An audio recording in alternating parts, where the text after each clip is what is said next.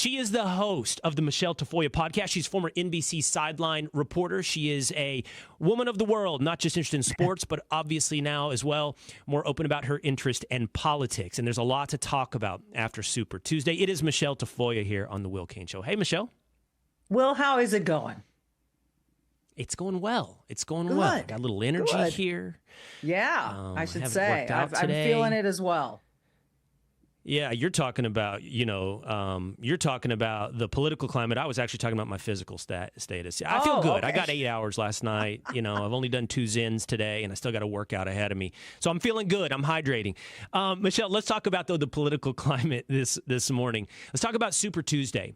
I want to play for you what I think, and everyone is saying it, and sometimes I don't like being the 12th guy on a 10-man dog pile. I don't like climbing to the top of Mount Obvious and screaming the loudest. But I think this is so grotesque that it deserves mention. I want you to listen to Jen Psaki, former White House press secretary, Rachel Maddow, and Joy Reid talking about exit polls, in this case from Virginia. I mean, if you look at some of these exit polls, I live in Virginia. Immigration was the number one issue. Yes. Again, these could change in Virginia. Well, Virginia does have a border with West Virginia. Very contested area. Build a wall. What? Michele, they're first of all shocked that immigration is a top issue in some place like Virginia, and then they mock voters in that state for making immigration a top issue on Super Tuesday. I'm as baffled as anybody, but not really surprised. I am amazed that this tone deafness continues to just permeate that network, among others. It's astonishing. It's as though they don't think people in Virginia saw the footage of the illegal immigrants beating up cops on the streets of New York, and then when being released from prison, flipped everybody off.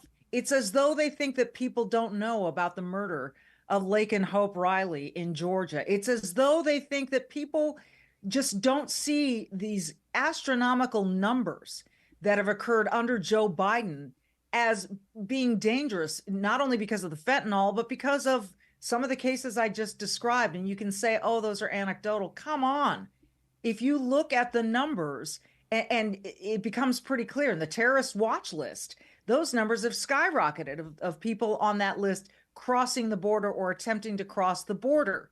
I remember someone saying to me after October 7th and the hideous attack by Hamas in Israel, I wonder if that could happen in America. Well, A, it did already on September 11th and even before that. And B, yeah, if you allow enough people in this country to get together and plan something right under our noses, sure, it could happen. How can you think it wouldn't, or it's just not a concern? This was condescending. And, I don't get offended really, because that's my choice, but I do find them insulting. So I had a man yesterday. I did a diner outside of Dallas, Texas, and I had a man pull me aside and say, hey, listen, you guys talk about the border. One of the things I don't ever hear you say, and I would love to hear you guys say, is that on 2 fronts. One, Joe Biden took an oath to uphold the Constitution. And second, what you're pointing out, the risk to a potential terrorist attack amounts to, for Joe Biden, treason.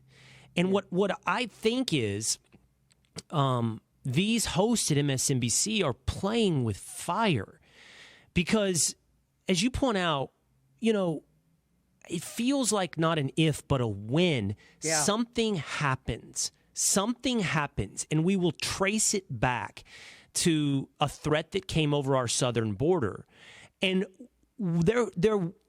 I hope there will not be, and there should not be any forgiveness for someone that not only tolerated, but encouraged this level of violation of the oath of the Constitution, who encouraged or tolerated this type of threat to America. And we'll look back on moments like this on MSNBC and go, you laughed as the ground was seeded to destroy this building and name your city USA.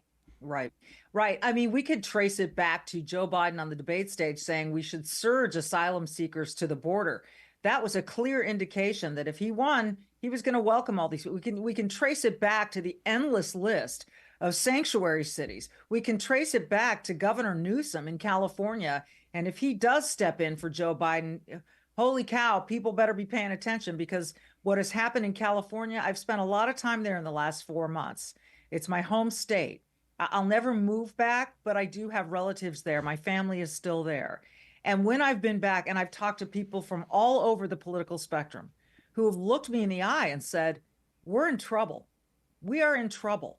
I've never seen my friends and family this way before in California.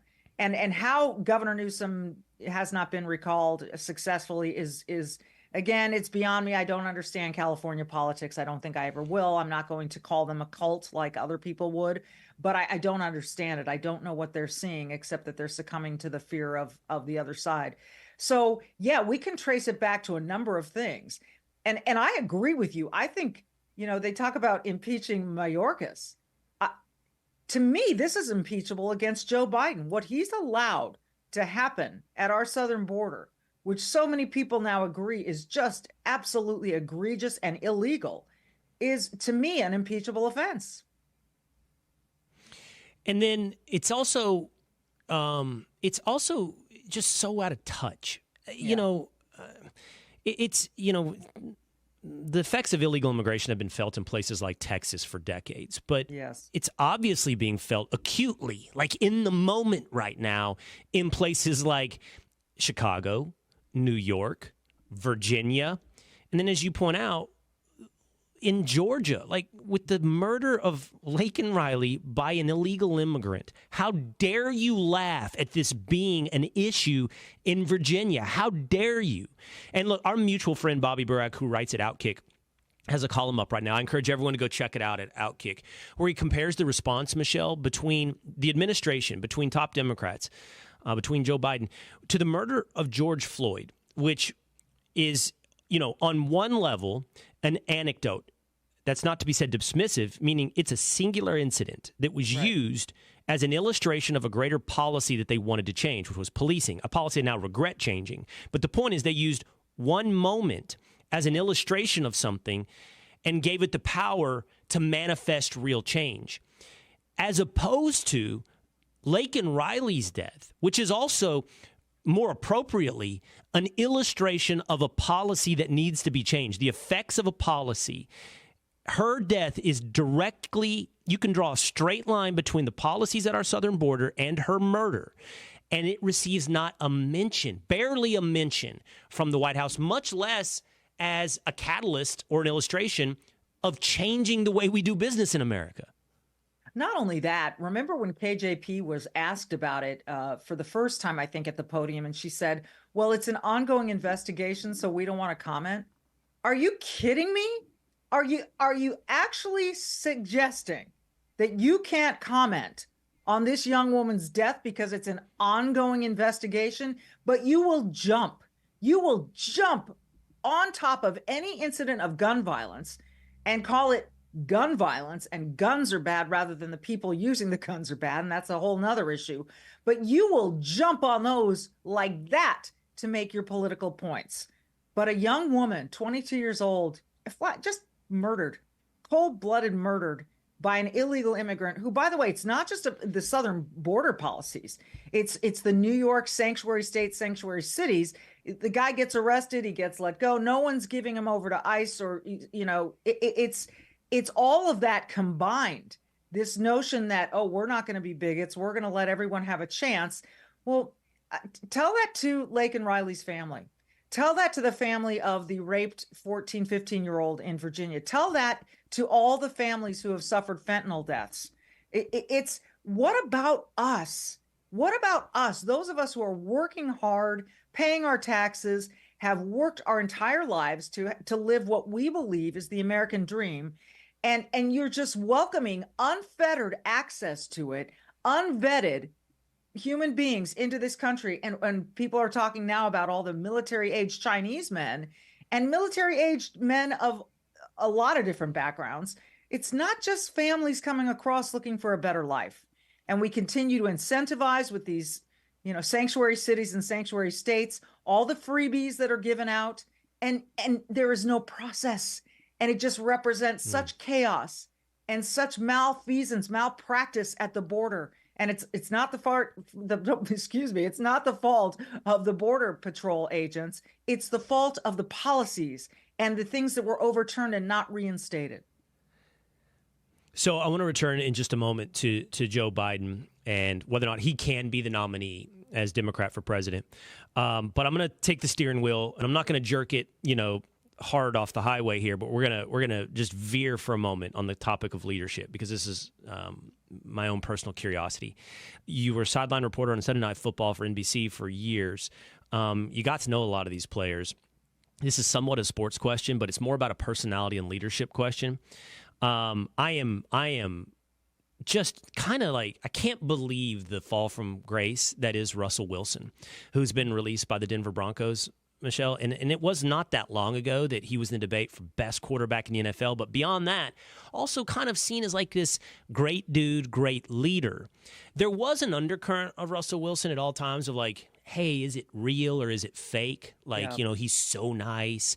He's he wears his Christianity on his sleeve so obviously that somehow it did breed some skepticism. I know this because we were both in sports for so while. Right. I know these conversations existed behind the scenes and to some extent on the air as well. Just some skepticism for him. But nothing like where we are today, which like nobody wants right now. We'll see what happens with free agency. Nobody wants Russell Wilson. So I don't know if you got to know him, but I'm just curious, like what kind of guy, what kind of leader is Russell Wilson? We spent a lot of time in Seattle. We spent a lot of time covering the Seahawks. I covered one of his Super Bowls, the one where Marshawn Lynch didn't run into the end zone. Instead, Russell Wilson threw a pick, the infamous play. So I saw a lot.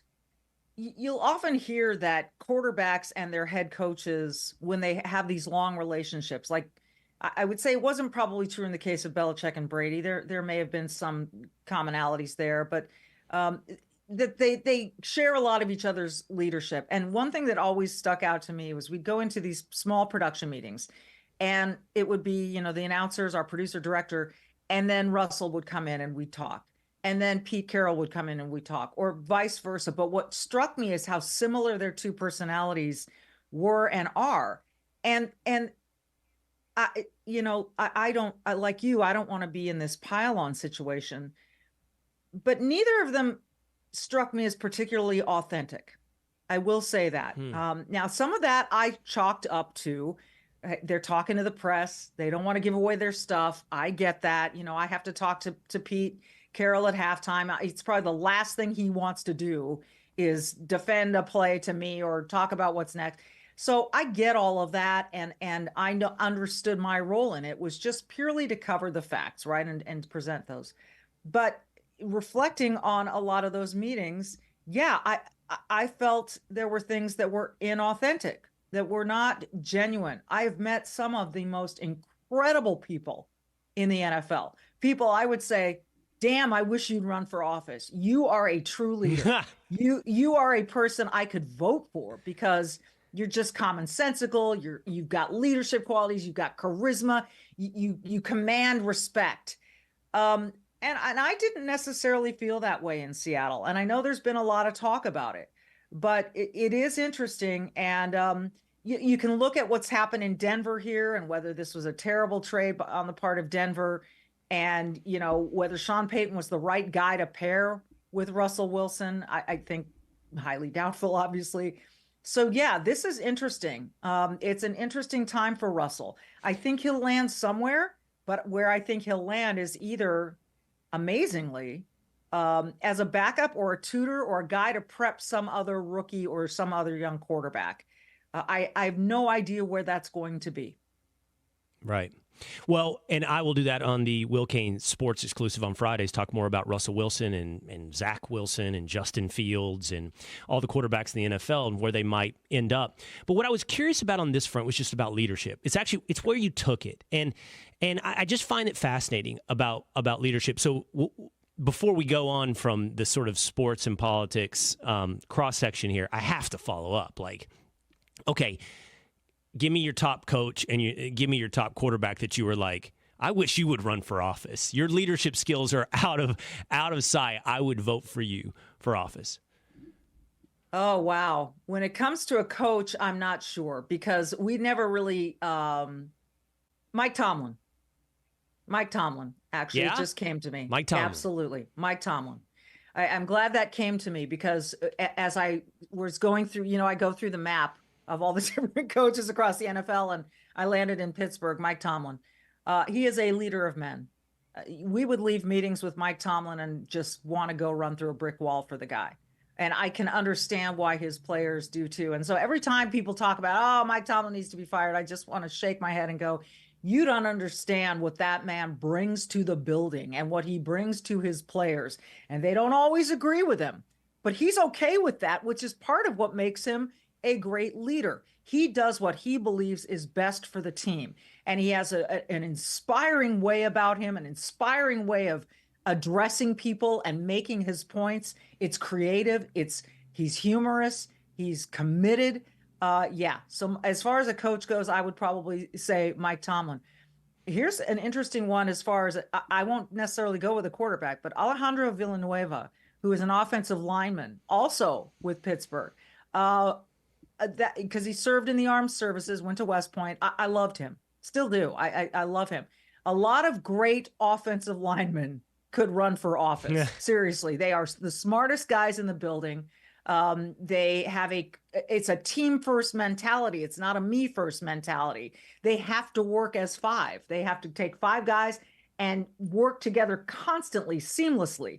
And that requires a commitment kind of like no other on the team. Now, people might disagree with me, but I think that I would have lived in offensive line rooms as a sideline reporter. I just could have gotten so much stuff there. So there were a lot of them, but Alejandro was one of them. A lot of love there for the Pittsburgh Steelers. I know. So let's go back to politics now. We'll transition this leadership question. So I'm of the belief, and I opened today's Will Cain show talking about this, that Joe Biden's true opponent in 2024 is not Donald Trump. It is apathy. It is people who are disenchanted and unmotivated to go vote for Joe Biden, even against Donald Trump. And what he'll try to do, what Democrats will try to do, is inflame passions. Now, some of that then will be about Donald Trump. It'll be constantly about Donald Trump and whether or not he's a fascist or an authoritarianism and whether or not you're saving democracy. I think they'll lean into abortion. Race is always a card ready to be played to inflame. And by the way, inflammations, passions are, almost like, the best form of leadership, as you point out, is passion driven by inspiration. But the easiest form of passion to foment is division, is to create an other. I mean, by the way, that's in football as well. It's like bulletin board material. Yeah. Nobody believes in us.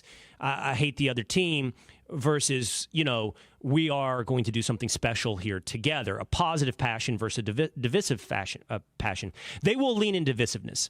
And I think that's the only play right now because I think Joe Biden he'll use Donald Trump, but he's fighting the non-committed. He's fighting the no-show. He's actually fighting against himself, Joe Biden. I agree with that. One thing that I think was interesting in what you said at the beginning of your show, and something I wonder about. The Nikki Haley endorsement may mean very little, but I do think the vice presidential pick is going to mean a lot to Donald Trump. And I've heard again and again, and I could be wrong about this. It wouldn't be the first time, but I've heard again and again, the vice presidential pick isn't that important, yada, yada. Tell that to John McCain, because a lot of people saw Sarah Palin as being a heartbeat away, and they weren't comfortable with that. So you've got two older presidents, presidential nominees. I think the notion of Kamala Harris being a heartbeat away is terrifying because I don't think she's up to the task. And so I wonder if it matters more now that you don't have a 50 or 60-year-old candidate here. You've got these guys who are older. So does it matter more? Can it bring enough voters, do you think, or is it too marginal? So I've heard people saying, including Kayleigh McEnany, the former press secretary for Donald Trump, say Nikki Haley could still be in that conversation for vice president. Woman, she could. I know a lot of Democrats who were willing to vote for her. Does that make her too middle of the road? What is that? I don't know. This whole aspect of the vice president and the cabinet is really interesting to me. And I've often wondered why, as a presidential candidate, you would not present your whole entire cabinet with you at the convention. Here's Vivek Ramaswamy and what he's going to do. Here's Tim Scott and what he's going to do. Here's Glenn Youngkin and what he's going to do. I think that would be so saleable, because now you're surrounding yourself. It's not just about your image, but it's about the people you would put on your team that might convince people that you're not a fascist, that you're not a sexist, that you're not a racist, all of those things. So I find that, I wonder why that isn't done more. I do think I'm just, mentally quickly running through the strategy of that. Sometimes an unknown is better than a known, because a known opens yourself up to specific attack. But the reluctant Trump voters that I know, or the reluctant Republicans, always bring up cabinet, always bring up the people around him. And I do wonder if that would be the one thing that changes someone. I don't think there's much change left for Donald Trump. I don't think there's Okay. I mean, I should say outside of minority votes, which show a huge swing towards Donald Trump, black and most notably Latino voters. But I just think after 9 years, most people's opinions are pretty, not just crystallized, but cemented on Donald Trump. But the one place I think that there is maybe a little bit of swing is that reluctant Republican who goes, I really like the team around Donald Trump. Do you think at this point that my contention has been, when the handwriting is on the wall, and it is so obvious, remember, the goal is, all that's defined opposition is the two words Donald Trump. That's it. There is no policy.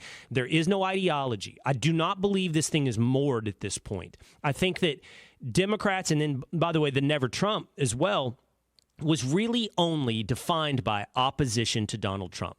If Donald Trump said he thought we should raise taxes to 80%, tomorrow Democrats would talk about the terrible impact that would have on the economy.